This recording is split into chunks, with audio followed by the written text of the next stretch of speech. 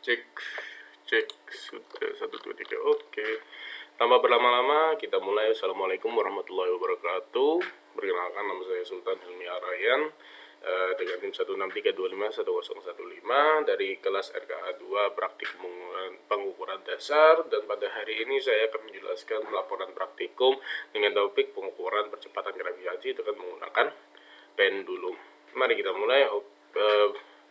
Saya bertim dengan Nurisada Gibran dan Rasyad Aryawan. Kita lanjut ke dasar teori.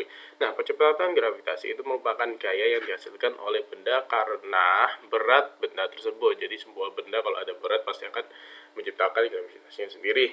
Besar berat sebuah benda bergantung terhadap gaya tarik bumi terhadap benda tersebut. Nah, gaya tarik tersebut disebut dengan gaya gravitasi.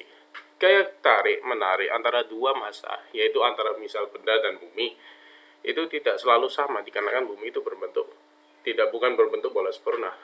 Tapi secara umum, gaya tarik atau percepatan gravitasi itu bernilai 9,81 meter per sekon.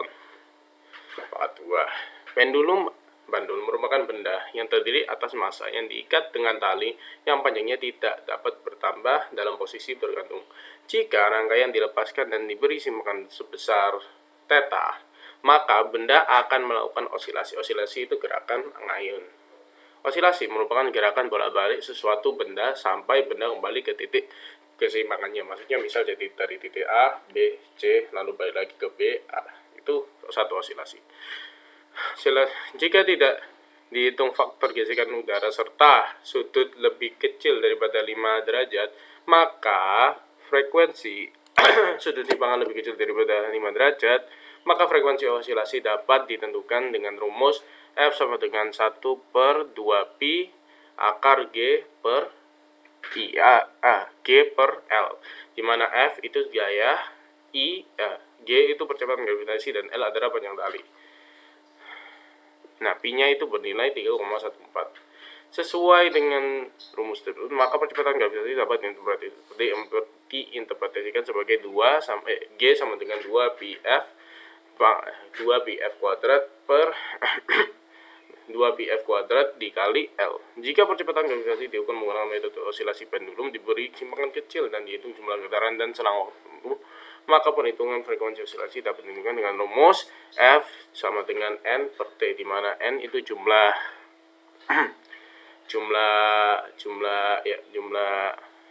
osilasinya, lalu T itu merupakan total waktu yang dibutuhkan untuk mencapai N. Ini yang kita akan pakai dalam praktikum hari ini. Nah, tujuan kita itu adalah pertama untuk mampu menentukan percepatan gravitasi total menggunakan metode pendulum atau membandingkan hasil eksperimen dengan referensi serta menganalisis faktor-faktor yang menyebabkan perbedaan tersebut. Lalu prosedur percobaan. Nah, yang pertama, supaya praktikum ini berjalan dengan lancar, kita harus melakukan beberapa langkah, yaitu pertama, rangkai alat pengukur pendulum sesuai dengan gambar 3,1 bisa dilihat seperti ini. Ini ada bawahnya, base-nya, ada tangkainya, ada talinya, dan ada pendulumnya. Ini nanti rayun. Nah, dari posisi, sebentar saya cek apakah recording. Oke, masih recording. Dari posisi pengait hingga posisi awal pendulum, ukur panjang tali masing-masing 1,0 meter dan 0,6 meter. Menggunakan busur, ukur besar simpangan sebesar theta sama dengan 3 derajat, jadi kurang dari 5 derajat. Lepaskan pendulum supaya berosilasi. Pastikan ayunan pendulum berbentuk 2 dimensi. Jika misal dalam proses kayak gini, misal ke depan, ke belakang, itu maka harus diulang. Menggunakan stopwatch. Sebagai stopwatch, ukur waktu yang dibutuhkan pendulum untuk mencapai osilasi sebanyak 20 kali. Jadi jari A, B, C, B, A itu sebanyak 20 kali. Dan catat waktu tersebut serta hitung besar nilai frekuensi dan periode dalam tabel untuk setiap percobaan. Ulang percobaan 10 kali untuk tiap ukuran tali. Nah, kita bisa lihat ini data hasil percobaan. Perlu diingat bahwa kita menggunakan pendulum dengan massa 7,2 gram. Oke, bisa dilihat di sini. Ini kita menggunakan tali yang pertama yang 1 meter. Nah, bisa dilihat di sini. Nah, ini frekuensinya kita hitung menggunakan rumus mana tadi? Ya, N per T. Jadi 20 dibagi sama 4,1.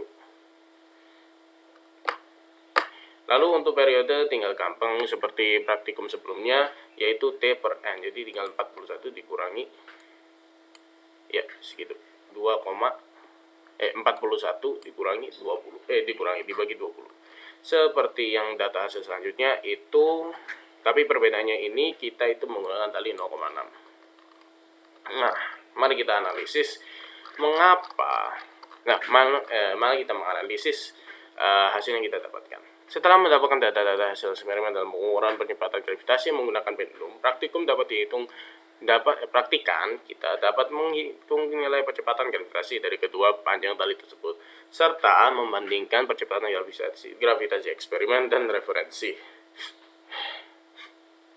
Berdasarkan perhitungan menggunakan rumus untuk menemukan frekuensi serta percepatan gravitasi, yaitu rumus ini ya.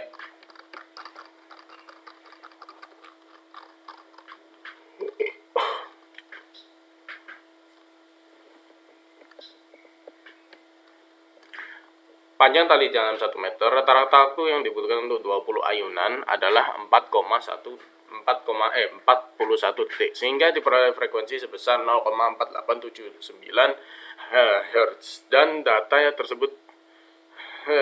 data tersebut juga perhitungan percepatan gravitasi menghasilkan angka 4,9,40 meter per second. Bisa dilihat di sini untuk tali 1 meter. Jadi ini untuk menghitung percepatan gravitasi, G sama dengan 2 Pi 0,4879 pangkat 2 I, yaitu menghasilkan hasil segini. Oke.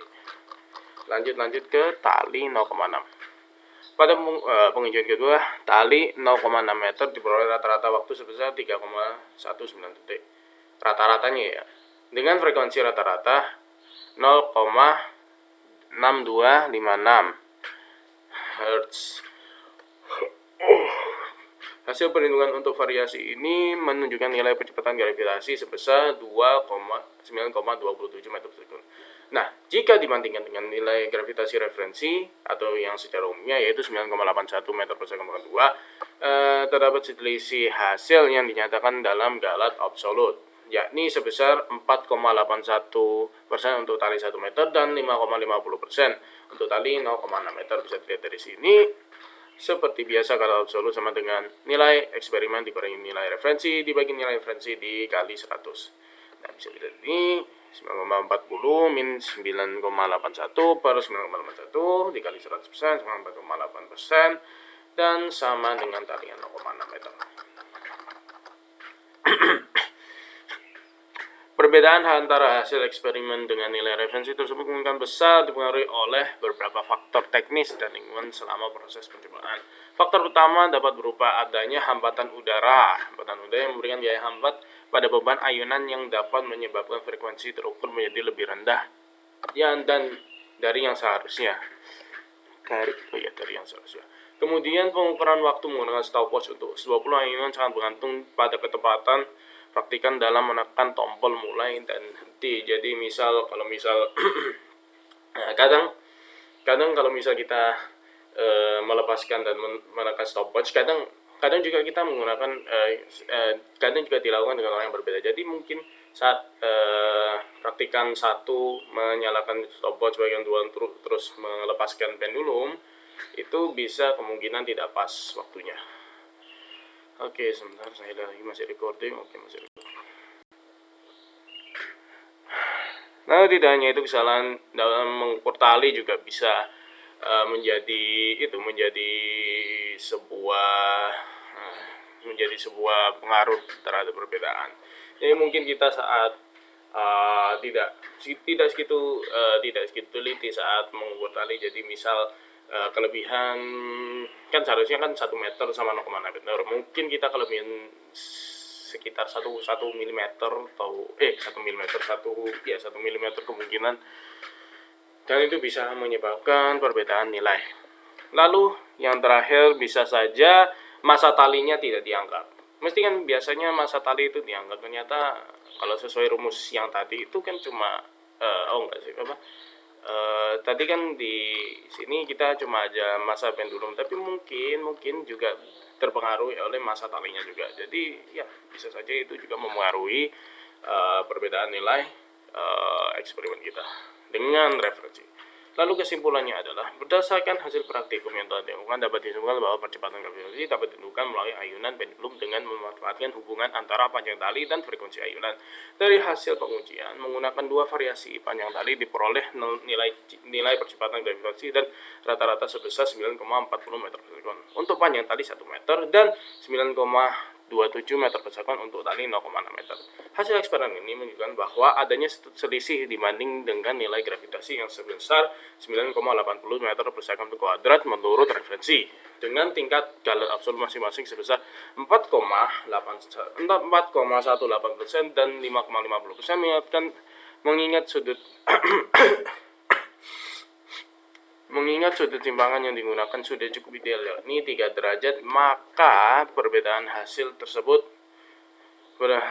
tidak disebabkan oleh faktor timbangan, melainkan lebih dipengaruhi oleh hambatan udara di sekitar beban. Keterbatasan ketelitian waktu menggunakan stopwatch manual ini biasanya dinamakan human error, serta tingkat presisi dalam pengukuran panjang tali hingga ke pusat massa beban. Secara keseluruhan, praktikum ini berhasil membuktikan prinsip dasar gerak harmonis sederhana meskipun terdapat deviasi kecil akibat faktor eksternal dan teknis di lapangan. Oke, ini referensi yang saya gunakan, ada tentang penentuan nilai percepatan bumi mengambil Physics Toolbox, ada penentuan percepatan gravitasi bumi dengan panduan matematis, lalu metode sederhana menentukan percepatan gravitasi bumi menggunakan aplikasi tracker peta gerak parabola sebagai media dalam pembelajaran fisika di SMA. Oke, kita lihat di lampiran, ini dokumentasi dari eksperimen yang dilakukan pada hari Selasa minggu lalu.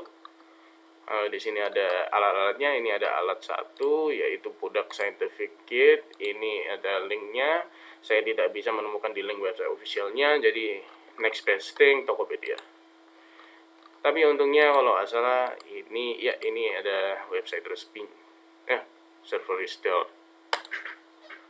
Lalu di sini ada ini kalau tidak salah Tupware juga dari website officialnya. Lalu perhitungannya, ini pertama perhitungan percepatan gravitasi untuk tali 1 meter 0,6 meter bisa menggunakan G sama dengan 2πf kuadrat L, bisa dilihat di sini, ini juga sama. Lalu Galois absolut seperti biasa, E min K per K, eksperimen min referensi dikali dengan 100%. Oke, bisa dilihat ini ada eksperimen 1 percepatan 1 dengan 1 meter dan percepatan 2 dengan 0,6 meter. Oke, sekian dari saya, mohon maaf jika ada salah kata. Saya akhiri penjelasan praktikum pada pagi hari ini. Sekian, wassalamualaikum warahmatullahi wabarakatuh.